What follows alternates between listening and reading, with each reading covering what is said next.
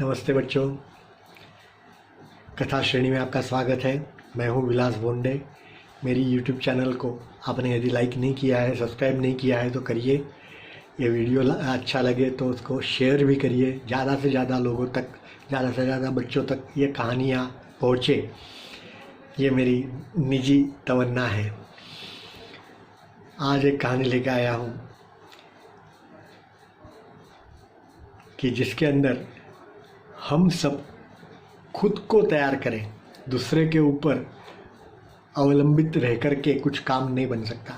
हम जब खुद करेंगे तो ही कोई काम होता है, ये तो आपको मालूम है।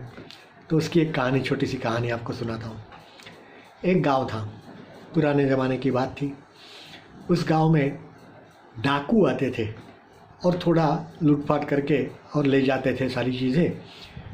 तो गांव के लोग बहुत ही त्रस्त थे, उससे ग्रसित थे, दुखी थे। अब इसमें से कैसे बाहर निकले ऐसा सोच रहे थे।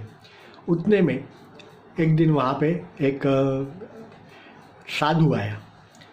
तो गांव वालों ने सोचा कि ये साधु महात्मा है तो चलो उनको पूछते हैं कि इसका क्या तरीका, इसका इलाज क्या हो सकता है। तो साधु ने बताया कि ठीक है, मैं वो आपके लिए एक यज्ञ करता हूँ, तो आप मुझे 5-5 रुपये दीजिए। मैं वो जंगल में जाकर के ही उसका यज्ञ करूँगा, तो डाकू जो है वो नहीं आएंगे फिर से। तो सभी को ऐसा लगे कि अरे वाह, चलो। बस सबने 5-5 रुपये दे दिए और वो साधु जो है वो जंगल की ओर चला गया। थोड़े दिनों के बाद वो फिर से आया। तब तक तो डाकू तो आते ही रहे। तो फिर से सबने पूछा कि साधु महाराज आपने क्या किया। उन्होंने कहा कि मैं तो जंगल में यज्ञ किया।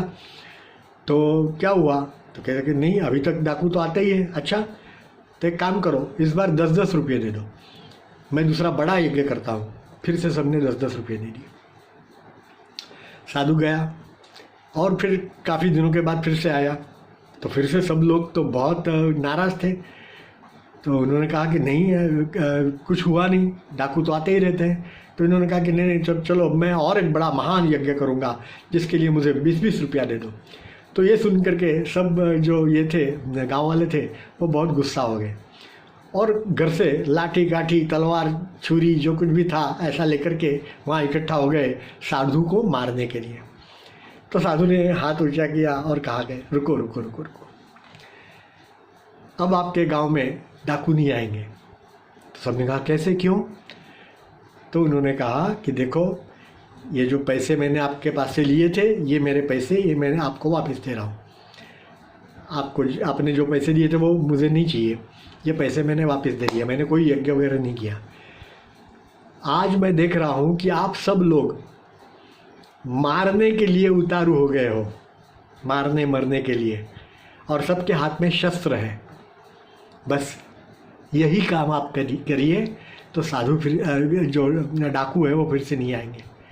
डाकू आते हैं, आप डर के मारे अपने अपने घर में किवाड़ बंद करके बैठ जाते हो, तो डाकू आते ही रहेंगे ना। अरे कभी तो उनका सामना करो, उनके सामने खड़े हो जाओ शस्त्र लेकर के। वो उनके पास शस्त्र है तो हमारे पास भी शस्त्र है, हम भी उनको मारेंगे, तभी तो डाकू भाग जाएंगे। सबने साधु की बात मान ली और उसी दिन से रात को सबने पहरा देना शुरू कर दिया। डाकू आए, बाद में सभी लोग शस्त्र लेकर के खड़े थे और डाकू को सबको मार भगाया। 2-4 डाकू को मार डाला और बाकी सारे डाकू मर गए। और उस दिन के बाद से उस गांव में कोई भी डाकू नहीं आया। हम जब तक तैयार नहीं होते खुद, तब तक कोई आपको मदद नहीं करेगा। हमें खुद को तैयार होना चाहिए। भगवान श्री कृष्ण ने गीता में कहा है कि जो खुद की मदद करता है उसी को भगवान मदद करता है। मदद हमने खुद ने करनी है हमारे लिए। तो ये ठान ले लो मन में। और बच्चों, अपनी ज़िंदगी में भी ये मान लो कि जो कुछ भी करना है वो मुझे करना है। दूसरे मेरे लिए कोई करेंगे नहीं, और दूसरे करने से मेरे लिए कुछ होगा नहीं।